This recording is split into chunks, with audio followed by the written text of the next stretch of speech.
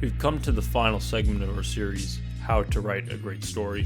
If you haven't watched the prior 3 videos, I recommend you watch those first and come back here after.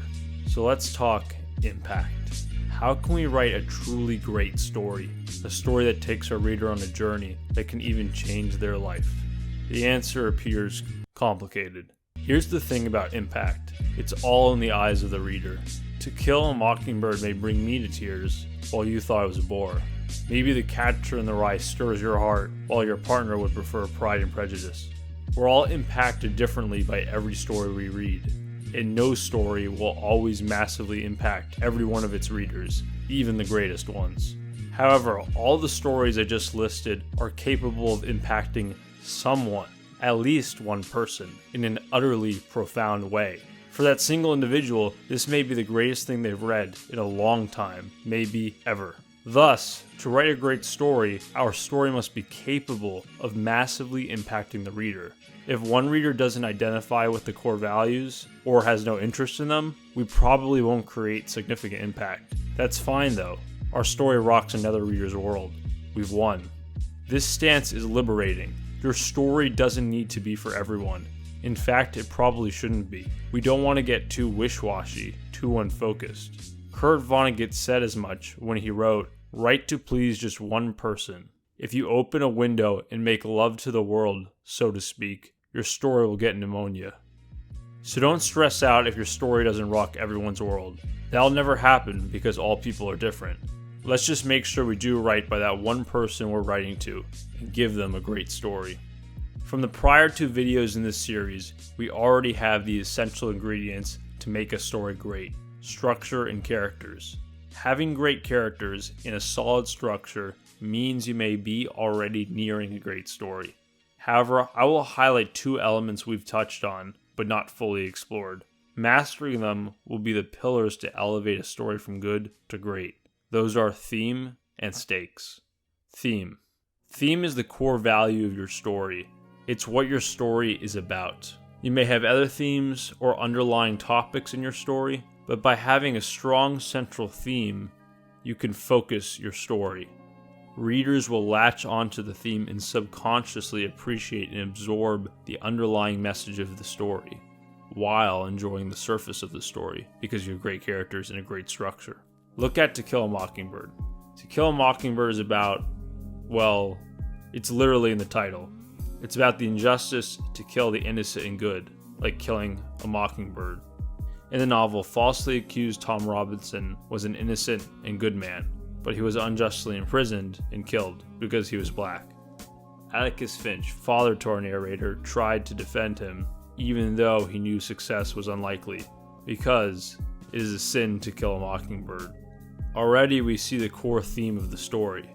We need to defend the good and innocent, even in the face of evil and likely failure, because it is the moral thing to do.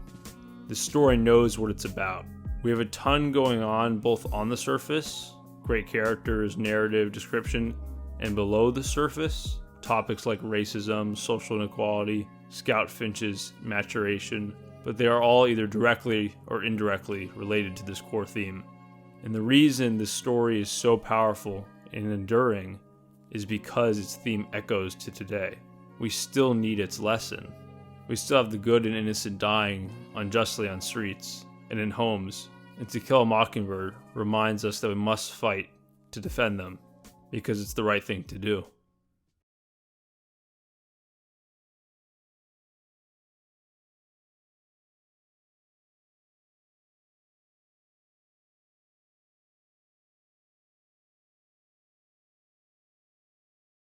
Continuing the lesson, just keep in mind you don't need a theme at the level of seriousness of To Kill a Mockingbird to be a great story. Take a fun, airy romance novel.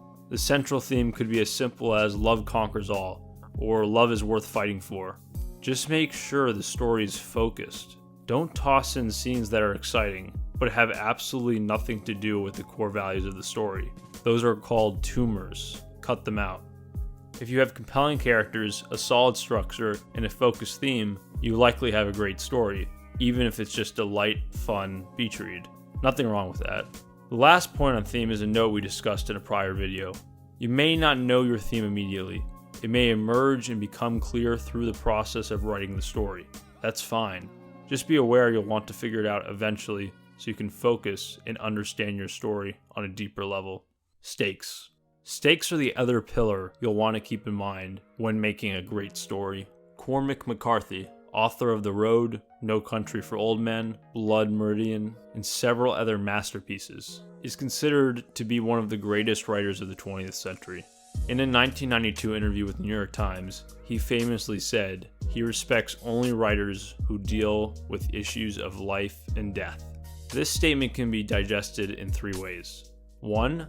This is simply Cormac McCarthy's literary preference, and for him to enjoy a story, someone needs to be living and someone needs to be dying. 2. McCarthy genuinely believes to be a great story, we need to deal with life and death.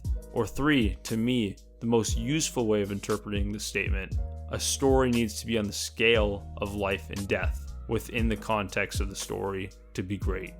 Let's break that down further by going back to our airy love story. This story doesn't deal with life or death at all, but the core issue, will the lovers get together, should feel like it's on the scale of life and death. In this story, if the lovers don't get together by the end, it'll be a fate worse than death for them, eternal emptiness. On the other hand, if they get together, it'll be eternal bliss. We are left with supreme joy or utter tragedy. The scale of intensity of this story and the stakes have been stretched out massively to the same units of life and death. We can sense there are real stakes at hand. Here's a different way of looking at it. Let's score the intensity or the height of stakes at different scenes.